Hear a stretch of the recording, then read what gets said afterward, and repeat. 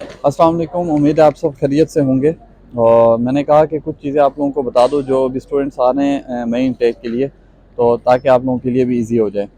तो तीन चीज़ें मैंने आप लोगों को बतानी है कि आप लोगों ने कितनी अमाउंट लेके आनी है, कौन सी यूनिवर्सिटीज़ में अप्लाई करें और यहाँ पे आके आप लोगों ने जॉब कैसे सिक्योर करनी है, ताकि आप लोगों का जो ख़र्चा है वो निकल सके। तो पहली चीज़ कि आप लोग वो यूनिवर्सिटी चूज़ करें जिस यूनिवर्सिटी की फ़ीस जो है वो एटलीस्ट जो है कम से कम हो सके। सबसे पहले तो आप कोशिश करें कि आप ज़्यादा से ज़्यादा अगर पाकिस्तान से दे के आ सकते हैं या अपनी कंट्री से दे के आ सकते हैं तो वो अमाउंट आप दे दें। लेकिन अगर आप इतनी ज़्यादा नहीं दे के आ सकते तो कोशिश करें कि यहाँ पे वो यूनिवर्सिटी चूज़ करें जिसकी इतनी ज़्यादा फ़ीस नहीं है। उसकी वजह ये है कि अगर आप कम यूनिवर्सिटी की फ़ीस वाली जो यूनिवर्सिटी है वो चूज़ करेंगे तो यहाँ पे आके आप इजीली कर सकेंगे, साथ अपनी पढ़ाई को भी टाइम दे सकेंगे अगर आपका मकसद पढ़ना है तो। क्योंकि अब आपको पता है कि रूल जो इन लोगों ने चेंज कर दिया है, जो स्टूडेंट्स पढ़ने नहीं आ रहे थे, मतलब कहते थे कि हम जॉब करेंगे और आके यहाँ पे आगे अपना सर्कल चला लेंगे, तो भाई अगर जब तक आपकी डिग्री नहीं होगी तो आप यहाँ पे अब नहीं रह सकते, या आपको अब PSW या स्पॉन्सर्स वगैरह नहीं लेने देंगे। ये लास्ट जो है इन लोगों ने चेंजिंग कर दी है। उसके बाद नेक्स्ट अगर हम लोग बात करें कि आपने कौन सी यूनिवर्सिटी चूज़ करनी है, वो यूनिवर्सिटी चूज़ करें जिसकी फ़ीस जो है वो 10,000 12,000 13,000 पाउंड तक जो है वो मैक्सिमम हो, और ज़्यादा से ज़्यादा वहाँ से दे के आएँ ताकि यहाँ पे आके आपको इतनी ज़्यादा ना देनी पड़े। ये यूनिवर्सिटी जब आप चूज़ करेंगे तो उसमें ये होगा कि यहाँ पे आके आप इजीली फ़ी जो है वो पे कर लेंगे। आप अगर ये यूनिवर्सिटी चूज़ करें जिसकी 15,000 फ़ीस 15,000 पाउंड से ज़्यादा है तो सीधी सी बात है, क्लियर बात है कि भाई पूरी नहीं कर सकोगे, चाहे जो मर्ज़ी हो जाए। यहाँ पे कितनी जॉब्स कर लोगे, आप खुद देख रहे कि सिचुएशन बहुत ज़्यादा हो चुकी है। आए दिन स्टूडेंट्स जो हैं वो आ रहे हैं और यहाँ से अब स्टूडेंट्स जो हैं वो आगे मूव कर रहे हैं। ऑब्वियसली यहाँ पे अब सिचुएशन ज़्यादा हो चुकी है। और दूसरा भी यूके ने, गवर्नमेंट ने भी थोड़ी सख्ती कर दी है, क्योंकि आपको पता है कि 2-3 साल ये रिलैक्स करते हैं, उसके बाद फिर ये 2 साल के लिए, 1.5 साल के लिए, 3 साल के लिए जो है वो स्ट्रिक्टनेस कर देते हैं। पहली चीज़ तो होगी कौन सी यूनिवर्सिटी चूज़ करनी है। दूसरी कि आपने अमाउंट कितनी लेके आनी है और कब तक आपको जॉब वगैरह मिल जाएगी। तो आप ये बात जहन में रखें कि आप अमाउंट जितनी ज़्यादा ला सकते हैं, अगर आप 2500 या 3000 पाउंड तक लेके आ सकते हैं तो वो तो बहुत बेस्ट है। उसकी वजह यह है कि स्टार्ट में भाई यहाँ पे खर्चा होता है, अगर आप जानने वाले आपका कोई नहीं है तो आपका खर्चा होगा।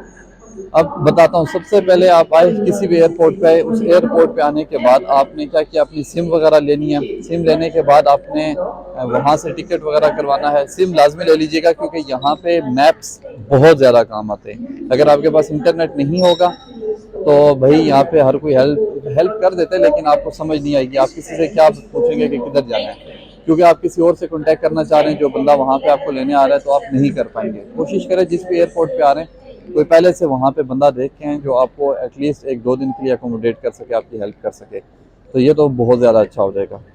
वहाँ से ये आपने पाकिस्तान से ही ढूंढ के आना है ऐसा बंदा, क्योंकि यहाँ पे आके आप कहें कि रास्ते में आपको कोई मिल जाएगा या कोई हो जाएगा तो भाई बहुत मुश्किल होता है। सर्च करें, थोड़ा सा सर्च करने के बाद आप जो है ये चीज़ें वो कर लें। उसके बाद हम बात कर रहे थे कितनी अमाउंट लेके आएं। अगर आप 2500 या 3000 तक लेके आ सकते हैं तो वो बहुत बेस्ट है। उसकी वजह यह है कि स्टार्ट में आपका खर्चा कैसा होगा कि आपने आते ही यहाँ पे अकोमोडेशन वगैरह ढूंढनी है, और अकोमोडेशन की भी जो फ़ीस वगैरह है वो प्राइस वगैरह वो काफ़ी ज़्यादा है। ठीक है, आप इजीली नहीं यहाँ पे ढूंढ सकते। स्टार्ट में आपने अकोमोडेशन वगैरह ढूंढी, अकोमोडेशन ढूंढने के बाद आपने अपना खाना पीना जो भी होता है उसका ख़र्चा करना है। और आपने जो नेक्स्ट चीज़ करनी है वो ये है कि आपने सिक्योरिटी बैज अप्लाई कर देना है। तो भाई सिक्योरिटी बैज के मुख्तलिफ यहाँ पे चार्जेस वगैरह ले रहे हैं। 300-350 से स्टार्ट होते हैं और 400 कोई 500 चार्ज कर रहा है। तो कोशिश करें थोड़ी सी सर्च कर लें वहाँ से, पाकिस्तान से, कि कौन सा बंदा जो है वो कम पैसों में करवा रहा है, तो वो बंदा ढूंढें। ठीक, उसके बाद आप लोगों का खर्चा जो है वो सिक्योरिटी बैच पे आप समझ लें कि 600 से 700 तो एटलीस्ट आपका लगेगा ही लगेगा। अगर आप कहीं दूसरे सिटी जाके आप टेस्ट वगैरह कर रहे हैं। पहले ये होता था कि सिक्योरिटी बैच की क्लासेस कम होती थी, एक दिन में भी हो जाता था। भाई सख्ती की वजह से इन्होंने ख़त्म कर दिया। अब एटलीस्ट कम से कम भी आपको 3 या 4 दिन क्लासेस लेनी पड़ती हैं, और 3-4 दिन आप जहाँ पर रहेंगे वहाँ का ख़र्चा और ये सारा, ये आप समझ लें कि 700-800 पाउंड तक आपका तो सीधा सीधा ये हो गया। उसके बाद आपने अकोमोडेशन वगैरह कर दी, आपका 500 600 700 तक आपका ख़र्चा दूसरा जा सकता है। तो 1600 या 1500 तो आपका सीधा सीधा यहाँ पे हो गया। उसके बाद आपके पास रहेगा, अगर आप 2500 या 2000 लेके आ रहे हैं उसके बाद आपके पास 1000 है, 1000 में आपने अपनी ट्रैवलिंग भी करनी है। आपने आके स्टार्ट में जो छोटे मोटे अपने ख़र्चे वगैरह हैं, चीज़ों की समझ नहीं आ रही, वो भी आप लोगों ने करनी है। इनिशियल डिपॉजिट्स भी यहाँ पे होते हैं, जब आप रूम वगैरह लेते हैं तो वो भी खर्चा हो जाता है। तो इसलिए मैं कह रहा हूँ, क्योंकि अगर आप स्टार्ट में आ रहे हैं तो इतनी अमाउंट लेके आएँ, अगर आपका बिल्कुल भी कोई जानने वाला नहीं है, वरना आपके लिए बहुत ज़्यादा मुश्किल हो जाएगी। आप यहाँ पे सर्वाइव नहीं कर पाएंगे, क्योंकि जॉब्स नहीं मिल रही। जब तक आपका NI आता तो उस वक्त तक NI, अब NI पे भी यहाँ पे जॉब्स नहीं मिल रही, और जब तक आपका NI आता, NI पे उसके बगैर तो आप सोचें भी मत कि आपको कोई जॉब वगैरह दे देगा। तो जो चीज़ें मैंने आपको बताई हैं, कोशिश करें कि ये आप जहन में रख के। थर्ड चीज़ ये है कि आप अगर जो लेके आ रहे हैं, जो आपके पास 500, 600 या 700, 500 तो नहीं, खैर 700, 800 पे कम से कम, मतलब जिस गाड़ी की कंडीशन जो है वो ख़त्म हो, इतनी ज़्यादा अच्छी कुछ ना हो, वो आपको मिल तो जाएगी लेकिन उसका काम वगैरह हो जाता है, लेकिन एटलीस्ट ये है कि बंदे को मिल जाती है गाड़ी।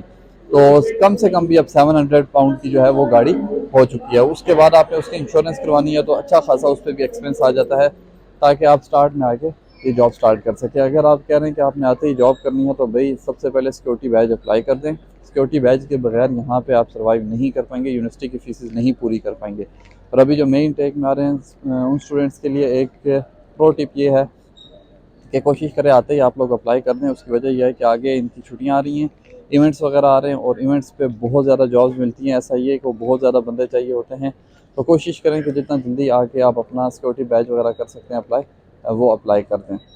तो अगर आप लोगों को कोई इशू आ रहा है, किसी भी चीज़ में कोई चीज़ समझ नहीं आ रही, तो मेरे से कांटेक्ट कर लें। आप मुझे कमेंट बॉक्स में बता दें, ताकि मैं आप लोगों की हेल्प कर सकूं। और अगर कोई स्टूडेंट्स जो यहाँ पे हैं और जो नए स्टूडेंट्स आ रहे हैं, आप बता दें कि आप कौन कौन सी सिटी से हैं, ताकि अगर जो नए स्टूडेंट्स आ रहे हैं, क्योंकि आप भी जब नए आए थे तो आपके लिए भी मुश्किल थी, और जो नए स्टूडेंट्स आ रहे हैं उनको भी चीज़ों का पता नहीं होता, और उनकी भी हेल्प हो जाएगी। अगर आप उनकी कोई हेल्प कर सकते हैं, नीचे कमेंट्स में बता दें कि आप कौन कौन से सिटी से हैं और किस किस की हेल्प कर सकते हैं, ताकि जो जो ये वीडियो देख रहे हैं उसके लिए ईजी हो सके। तो इंशाल्लाह मिलते हैं नेक्स्ट वीडियो में। ख्याल रखिएगा अपना, और उम्मीद है आप सबका रमज़ान अच्छा जा रहा होगा। तो इंशाल्लाह नेक्स्ट वीडियो में मिलते हैं। खुदा हाफिज़।